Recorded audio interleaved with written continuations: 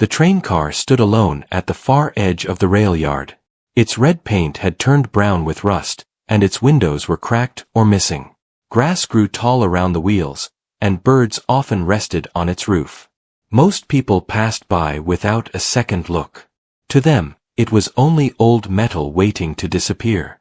But to Mira, it felt different. Mira was a quiet woman who lived a simple life.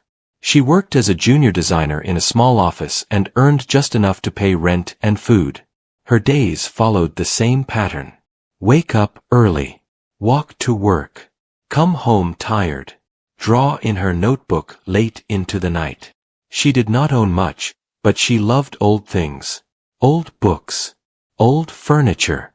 Old buildings that still carried memories. She believed that places remembered people even after they were gone. One evening, after a long day at work, Mira took a different route home. Rain had just stopped, and the air smelled fresh and heavy.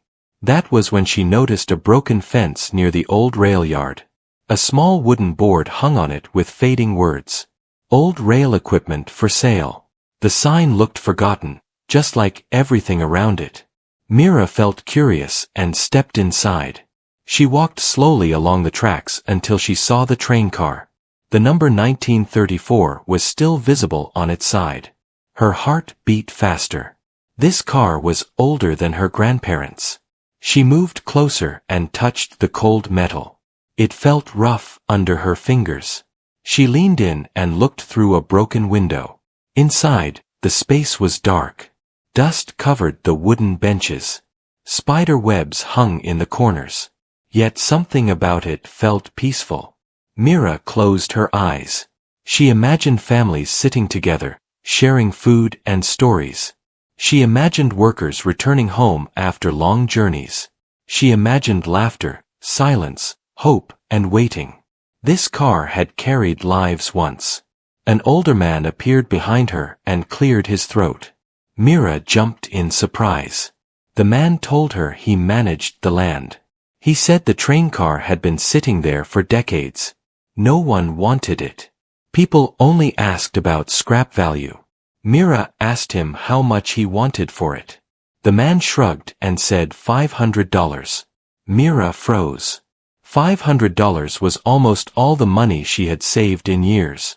It was money meant for safety, for emergencies. Her hands trembled slightly. She asked if he was serious. He nodded and said he just wanted it gone. That night, Mira barely slept.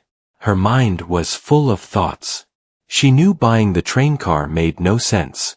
She had no land, no experience, no clear plan. But she also knew she would regret walking away. The next morning, she called the man and agreed. When her brother heard the news, he laughed loudly. He asked if she planned to live inside a broken train. Her friends said she was dreaming too much. They warned her about wasting money. Mira listened but did not argue. A week later, the papers were signed. The train car belonged to her. When Mira stood in front of it again, the rust no longer looked ugly to her. It looked honest. It showed age. It showed survival. She spent hours inside the car that first day.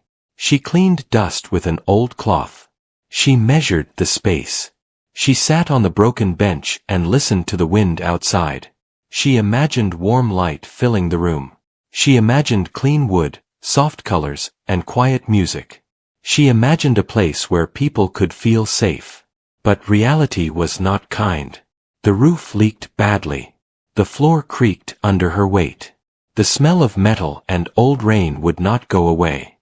Cold air slipped in through every crack. That night, Mira cried for the first time since buying it. She felt small and foolish. She wondered if everyone else had been right. Still, she returned the next day. She scrubbed rust from the walls until her arms hurt. She carried buckets of water. She patched holes with cheap materials she could afford. People walking by stared at her. Some shook their heads. Some smiled politely. Mira did not stop. Every evening after work, she came back. Her hands grew rough. Her clothes smelled like metal. Her savings began to disappear. But something inside her felt alive for the first time in years. One afternoon, as the sun set behind the rail yard, an old woman stopped to watch. She told Mira she used to ride trains like this as a child. Her eyes filled with quiet tears. That moment stayed with Mira. She realized this was not just about her. This place meant something to others too. Mira stood in the center of the train car and took a deep breath. She did not know how long the journey would take. She did not know how much pain it would bring. But she knew one thing. This train car would not be forgotten again. Mira returned to the rail yard every day after work. She carried a small bag with tools, gloves, and a flashlight. The sky was often gray, and the ground was soft with mud. Still, she walked straight to the rusty train car like it was a promise she had made to herself. Inside, the air was cold and dry. Dust still clung to the corners, even after all her cleaning. The roof leaked in several places. When rain fell, water tapped the wooden floor like slow footsteps. Mira placed old buckets under the worst leaks. She watched them fill, then emptied them outside. She tried sealing cracks with cheap tape and putty. It helped for a day or two, then failed again. At first, she told herself it was normal. Old things always fought back before they became beautiful. But as the days passed, she began to understand the truth. The train car needed more than cleaning and hope. It needed real repairs. It needed money. Mira checked her savings at home that night. The number on her phone screen made her stomach tighten. After paying for the car, she had very little left. Her monthly pay barely covered her normal bills. The tools she had already bought were not cheap either. She stared at her notebook, where she had drawn her plans. She had sketched a small reading corner near one window. She had planned a tiny kitchen counter made of wood. She had even drawn hanging lamps and warm curtains. It looked like a dream. But dreams cost money. The next day at work, Mira felt tired. Her hands ached, and her shoulders felt heavy. Her coworker, Noah, noticed her moving slowly. Noah was calm and friendly. He was not the kind of person who laughed at others. He asked if she was okay. Mira hesitated, then told him the truth. She said she bought an old train car and was trying to fix it. Noah blinked in surprise. Then he smiled. Not a laughing smile, but a curious one. He asked why she would do that. Mira looked down at her desk and answered softly. She said the car felt like a story that had been left unfinished. She said she wanted to turn it into a place where people could feel warm and safe. Noah nodded slowly. He did not fully understand, but he respected it. He said it sounded like a big job. Mira agreed. That evening, Mira went to the rail yard again. She opened the heavy door with both hands and stepped inside. The light from her flashlight moved across the walls. Rust stains looked like dark tears. The benches looked weaker each day. She stood still and listened. A distant train horn sounded far away, like an old memory. Mira took out a small metal brush and began scraping rust again. She worked until her arms shook. Then she heard a crack. The sound came from the floor. Mira froze. She stepped carefully, and the wood bent under her foot. Another crack followed. Her heart jumped. She moved back and shined her light downward. The floorboards were soft in one area. Some parts had rotted from old water damage. Mira knelt and touched the wood. It broke apart easily under her fingers. She sat back slowly. Her breath became shallow. If the floor was failing, the whole car was unsafe. It was not only about comfort now. It was about basic strength. She felt panic rise in her chest.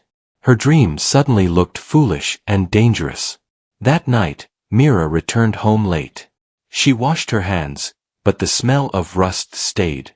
She ate nothing. She sat on her bed with her notebook open and tried to think. She searched online for repair costs. Wood replacement. Roof sealing. Window work. Insulation. The numbers made her eyes sting. It was far beyond what she had. Mira closed the phone and stared at the wall. She felt anger at herself. Why did she believe she could do something like this? Why did she spend her savings on a rusty car? Her brother called that same night. He asked how the train project was going. His voice sounded playful, but Mira could hear the judgment behind it. She replied in a quiet tone. She said it was hard. Her brother sighed and told her to be careful. He said she could still sell the car for scrap. He said it was better to accept the loss now than suffer later. Mira ended the call and held her phone tightly. Tears rolled down her cheeks. She hated that his words made sense. For the first time, she thought about giving up. The next evening, Mira walked to the rail yard without her tools. She only carried her flashlight. She wanted to look at the car one more time with honest eyes. No dreaming, no pretending. Only truth. When she stepped inside, the air felt colder than before. She moved to the weak part of the floor and shined her light again. The damage was worse than she remembered. Mira sat on the bench and covered her face with her hands. She felt empty. She wondered if she had been chasing a story that was never meant for her. A sound outside made her lift her head. Footsteps on gravel. Then a gentle knock on the metal door. Mira stood up and opened it. The old woman from before was there again. She carried a small paper bag in her hands. The woman smiled kindly and asked if Mira was working today. Mira tried to smile back but failed. Her eyes were red. The woman noticed immediately. She stepped inside slowly and looked around. She touched the wall with her palm like she was greeting an old friend. Then she turned to Mira and asked what was wrong. Mira hesitated, then spoke honestly. She said the car needed major repairs. She said she did not have enough money. She said she might have to stop. The woman listened without interrupting. Then she opened the paper bag and pulled out an old photograph. The photo was black and white. It showed a young girl standing beside a train car that looked just like this one. The girl was smiling, holding a small suitcase. Behind her stood a man in a simple coat, smiling proudly. The woman pointed at the girl. She said it was her. She said this train car was part of her childhood. She and her father used to travel in it when she was small. Her voice shook slightly as she spoke. She said her father saved money for months just to take her on that trip. She said he wanted her to see the world beyond their small town. Mira stared at the picture. Her throat tightened. The woman looked at Mira and said something that stayed in Mira's mind like a deep bell. She said old things did not survive only because they were strong. They survived because someone cared enough to keep them alive. Mira's eyes filled again. But this time, the tears felt different. They felt like a door opening. The woman reached into her bag again and pulled out a small envelope. She placed it in Mira's hands. Mira looked confused.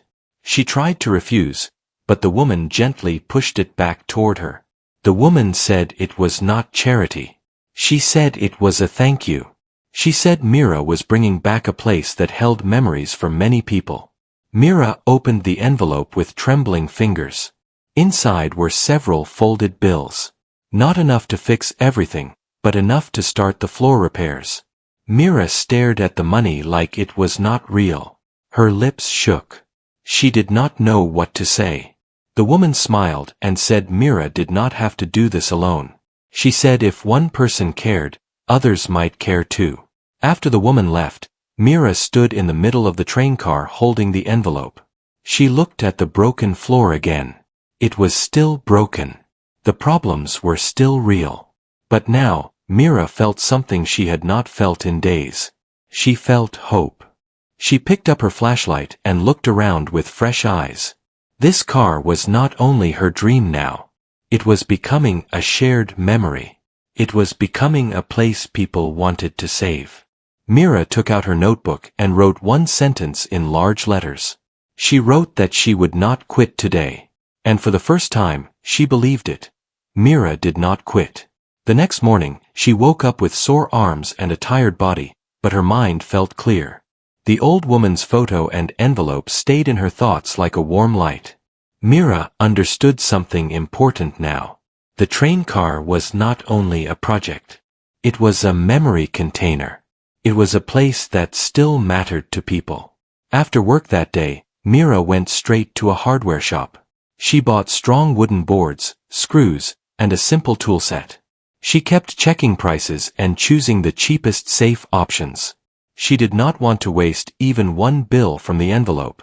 At the rail yard, she measured the weak floor area again. She marked the soft boards with chalk. Then she began removing the damaged pieces carefully. The wood broke apart easily, almost like wet paper. That made Mira feel nervous. But she stayed calm and worked slowly. The sun started to set. Wind moved through the broken windows. Mira kept going until she heard a voice behind her. It was Noah from her office. He stood near the door with his hands in his pockets. He looked surprised by the size of the task. Mira had not told him where the rail yard was. But he had asked around and found it. Noah asked if he could help. Mira hesitated. She had always worked alone. But the memory of the woman's words returned. If one person cared, others might care too. Mira nodded. She gave Noah gloves and showed him what to do. Noah was not a repair expert, but he followed instructions well. He carried boards, held tools, and helped remove old nails. 2 hours later, the weak floor area looked cleaner and safer. Noah wiped sweat from his forehead and smiled. He said he could come again on the weekend. Mira did not know how to reply at first. Then she simply said thank you. That weekend, Noah arrived again. He brought one more person, his cousin Sam. Sam was a quiet man who worked with wood sometimes. He did not talk much, but his hands moved with confidence. He looked at the floor problem and nodded like he already knew the answer. Sam explained that Mira needed support beams under the new boards. Mira listened closely. She wrote everything in her notebook. Then she watched as Sam showed them how to place the wood properly. They worked all day. The sound of drilling and hammering filled the air. Rust dust floated like tiny brown clouds. Mira's arms burned, but her heart felt strong. By evening, the worst part of the floor was stable again. Mira stepped across it carefully, then smiled in relief. It was not perfect, but it was safe. When they finished, Noah took out his phone and snapped a photo of Mira standing inside the car. Mira looked tired, dirty, and serious. But her eyes had life in them. Noah posted the photo online with a short message. He wrote that a woman in their town bought an old 1930s train car for $500 and was restoring it. He wrote that she was doing it alone and could use help. He also wrote that the car had stories inside it. Mira did not think much about the post. She went home, showered, and slept deeply. The next day, her phone buzzed again and again. Messages came from people she did not know. Some said the story made them curious. Some said they had old tools they could donate. Some asked if they could visit and see the car. A few even offered small amounts of money to help with materials. Mira read the messages slowly, feeling shocked. She had not expected anyone to care. She had believed people would laugh. But now, strangers were offering support. That evening, Mira went to the rail yard early and cleaned the space more. She swept the floor again. She wiped the walls. She tried to make it safe for visitors. A couple arrived first. They were older, maybe in their 60s. The man wore a cap, and the woman carried a thermos of tea. They said they had seen Noah's post. They said the train car reminded them of their first trip together many years ago. They walked inside slowly and looked around quietly. The woman touched the bench with her fingertips. Her eyes became soft, like she was looking at a long-lost friend. Then the man opened his bag and pulled out a small toolbox. He said it belonged to his father.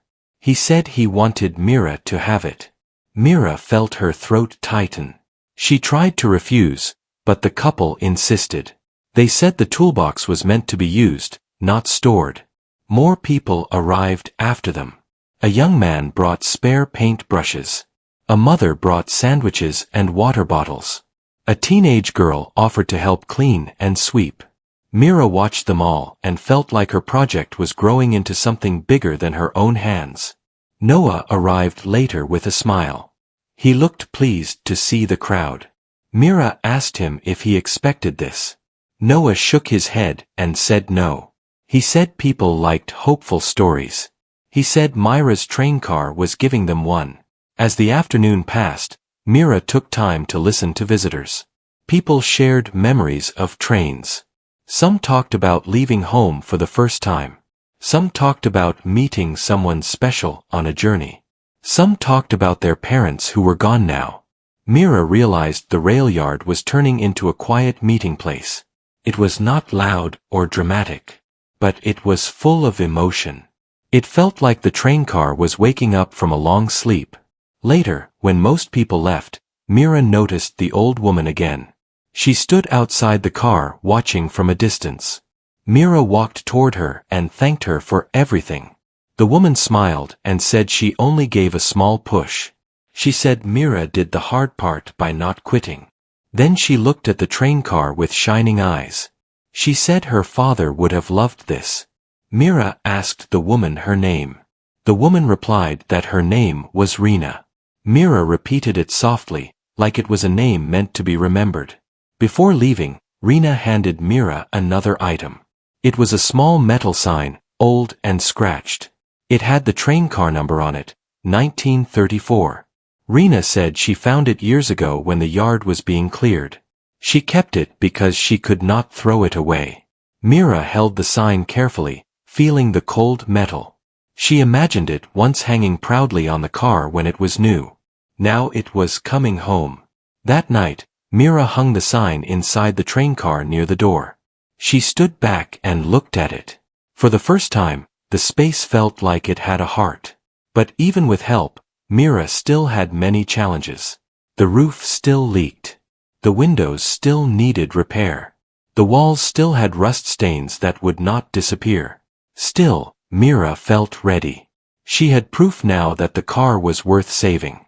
People were showing up, not because the car was valuable, but because the story was real. Mira opened her notebook and wrote a new plan. She listed tasks, materials, and small goals. She also wrote something else. She wrote that she would build a space inside this car that would make people feel seen. A space where they could sit, breathe, and remember good things. She closed the notebook and looked around the car again. The old benches were still broken, but the floor was stronger. The air was still cold, but it no longer felt empty. Mira smiled to herself. The train car was turning into something more than wood and metal. It was becoming a symbol. And Mira was no longer alone on the journey. The train car felt different now. When Mira opened the heavy door each evening, the space no longer felt cold and empty. There were new wooden boards under her feet. The old number sign hung near the entrance.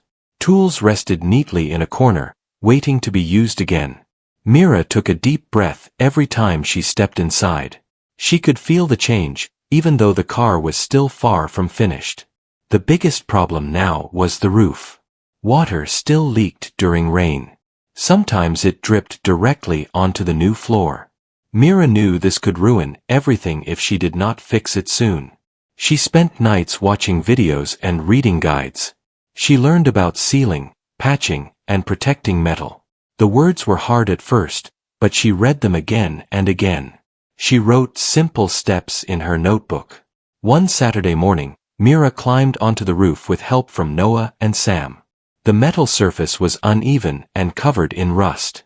Mira moved slowly and carefully. She was afraid, but she did not let fear stop her. They cleaned the surface with brushes. They scraped off loose rust. Then they applied sealant in thin layers. The sun burned their backs as they worked. Sweat mixed with rust dust. When the work was done, Mira climbed down and looked up at the roof. It did not look beautiful, but it looked strong. It looked protected. A few days later, rain fell again. Mira rushed to the rail yard after work. She opened the door and waited. Minutes passed. No water fell from the ceiling. Mira closed her eyes and laughed softly. For the first time since buying the car, the rain stayed outside. With the roof fixed, Mira moved to the inside walls. She wanted to keep the old metal visible but make it warm. She cleaned every surface slowly. She treated the rust so it would not spread. She chose soft colors for the wooden parts. Nothing bright. Nothing loud. Only calm tones that felt gentle on the eyes. Visitors still came sometimes. Some helped paint. Some brought old cushions or small rugs.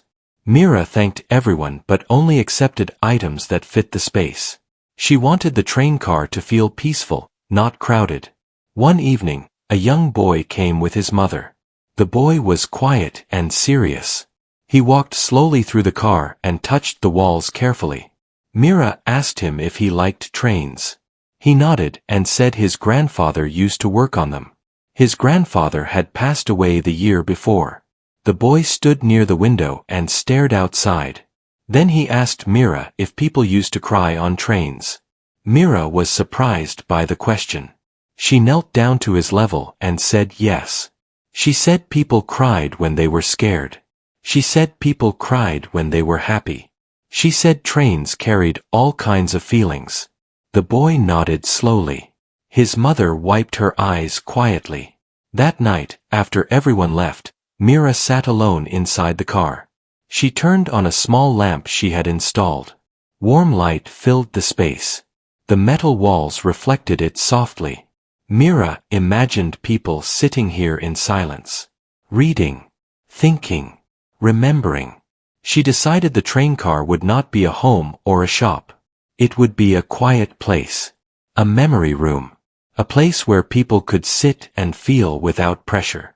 Mira wrote this decision in her notebook and underlined it. The next weeks passed in a steady rhythm. Work, rail yard, clean, build, rest. Her hands were always sore, but her heart felt full. One afternoon, Mira found a small wooden box hidden under one of the old benches. It was dusty and nearly forgotten. Inside were a few train tickets from the 1930s and a folded paper note. The note was short and written in careful handwriting. It said the journey mattered more than the destination. Mira held the note gently. She did not know who wrote it, but it felt important. She placed it inside a frame and hung it on the wall. As the inside changed, the outside of the car also began to draw attention. People walking by stopped more often. They asked questions. Some offered help. A local paper sent a small team one morning. They took photos and listened to Myra's story. Mira felt nervous, but she spoke honestly. She said she did not plan to become famous. She only wanted to save something meaningful. The article appeared a few days later. More visitors came after that. Some cried quietly when they stepped inside. Some sat down and did not speak for a long time. Mira learned to give people space. She understood that silence was part of the experience. One evening, Rena returned again. She walked slowly inside and looked around. Her eyes moved across the walls, the floor, the light. She sat on one of the restored benches and closed her eyes. Mira sat nearby and waited. After a long moment, Rena opened her eyes and smiled. She said it felt like the past and present were holding hands. Mira felt her chest tighten with emotion. She thanked Rena again for believing in her. Rena shook her head gently. She said Mira believed first. She said that was what mattered. As winter approached, Mira added warm touches. Thick curtains. Soft blankets. A small shelf with books about travel and history. She wanted the space to feel safe during cold days. One night, Mira stayed late. She sat alone and listened to the wind outside. The train car creaked softly, like it was breathing. She realized something important in that quiet moment. The car was no longer a project that needed fixing. It was becoming a place that needed protecting. Mira made a final list in her notebook. She wrote that only one thing remained. She needed to decide how to share this place with the world without losing its soul. She closed the notebook and turned off the light. As she locked the door, she rested her hand on the metal surface. The rust was still there. The marks of time were still visible. But now, they told a story of care instead of neglect. Mira walked away feeling ready. Something important was about to happen next. The first snow of winter fell softly over the rail yard. It covered the broken tracks and the tall grass like a clean white sheet. The rusty train car stood quiet, but it no longer looked forgotten. A small lantern now hung near the door. Warm light glowed behind the curtains inside. Mira arrived early that morning. Her breath made small clouds in the air. She carried a broom, a box of tissues, and a basket of simple snacks. Her hands were shaking, not from cold, but from nerves. Today was the day she would open the train car to the public for the first time. She had not announced it in a big way. She only shared a small message online and posted a paper notice at a local cafe. The notice said people could visit the restored 1930s train car for quiet time and memory sharing. It also said entry was free. It asked visitors to respect the silence. Mira unlocked the door and stepped inside. The space felt warm and gentle. The roof did not leak anymore. The floor was strong. The old metal walls were clean and protected, still showing age but not decay. A small bookshelf held travel stories, old photos, and a notebook for visitors. A lamp near the corner gave soft light. The framed note on the wall said the journey mattered more than the destination. Mira stood still for a moment. She remembered the first day she saw the car. The dust. The smell of rust and rain. The fear she felt when the floor cracked. The nights she cried alone in her apartment. The voice of her brother telling her to quit. Then she remembered Noah showing up. Sam teaching them how to strengthen the floor. The old couple donating a toolbox. Rena giving her the first push. Mira placed the basket on a small table and took a deep breath. Then she opened the curtains slightly and waited. The first visitor arrived 10 minutes later. It was a man in a dark coat with gray hair. He walked slowly, like he was afraid to disturb the snow. He stopped outside the car and stared at it for a long time. Mira opened the door for him and greeted him quietly. The man stepped inside and removed his hat. He looked around without speaking. His eyes moved over the benches, the shelves, the framed note, the warm lamp. Then he sat down carefully. He placed his hands on his knees and took a long breath. After a few minutes, he spoke in a soft voice. He said he used to take trains with his mother when he was a child. He said she would pack bread and fruit and tell him stories during the trip. He said he had not thought about those days in a long time. Mira listened without interrupting. When the man finished, he stood up and wrote something in the visitor notebook. Then he thanked Mira and left. Mira looked at the notebook after he went. The man had written one sentence. He wrote that he felt like he met his mother again for a moment. Myra's eyes filled with tears. She wiped them quickly and reminded herself to stay calm. More people came soon after. A young couple. A school teacher. A woman with a scarf who carried an old photo in her bag. They stepped inside one by one, speaking softly or not at all. Some sat and read. Some stared out the window. Some touched the walls gently like they were greeting the past. At noon, Noah arrived with a small smile. He brought hot tea in a large thermos and paper cups. Sam came too, carrying more firewood for the small heater Mira had installed safely. They helped quietly and did not act like heroes. They simply acted like friends. Mira was grateful beyond words, but she showed it in simple ways. A nod. A small smile. A warm cup of tea offered back. In the afternoon, the rail yard became busier. Not loud, but full. People waited politely outside, then entered in small groups. Mira had placed a small sign asking visitors to keep the space calm. Everyone respected it. Then Rena arrived.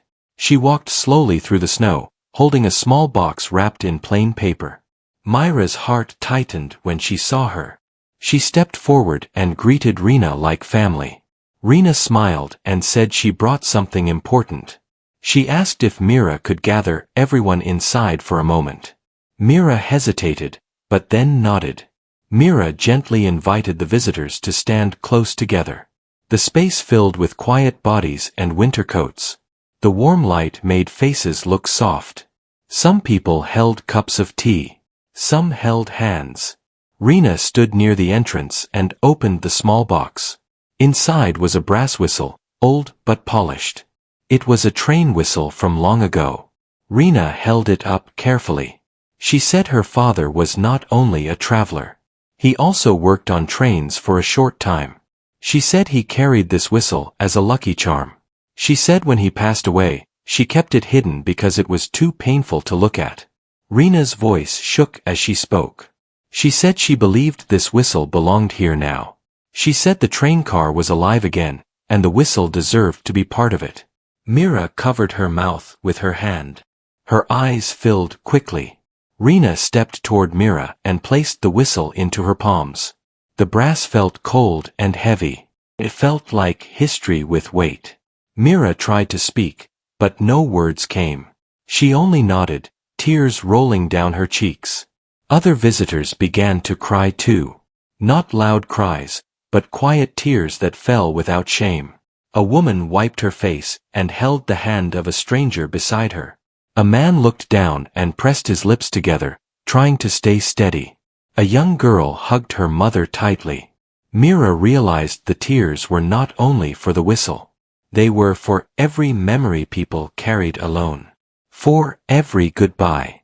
For every moment they wished they could return to. This train car had become a safe place for those feelings. Mira took a slow breath and finally spoke. She thanked Rena. She thanked everyone for coming. She said she bought the car because she could not stand the idea of it disappearing. She said she did not know it would turn into something this meaningful. She said she hoped the car could remind people that old memories still mattered. Silence followed her words. But it was not an empty silence. It was a full silence, like a song ending on the right note. After that moment, visitors began writing in the notebook more than before. They wrote about parents. They wrote about friends. They wrote about leaving home. They wrote about hope. As evening came, snow fell again. The lantern outside glowed in the growing darkness. Mira stood near the door watching people leave. Many thanked her quietly. Some did not speak, but their eyes said enough. When the last visitor left, Mira locked the door and leaned against it. Her body felt tired, but her heart felt awake. Noah and Sam helped clean up. They stacked cups and closed the curtains.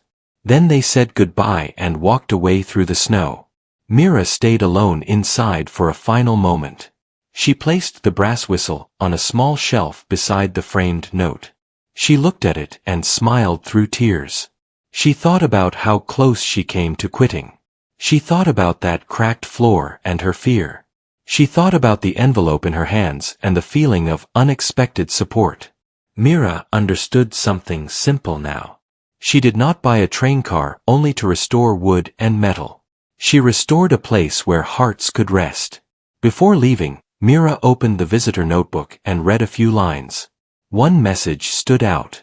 It was written in careful handwriting. It said this train car helped them feel less alone.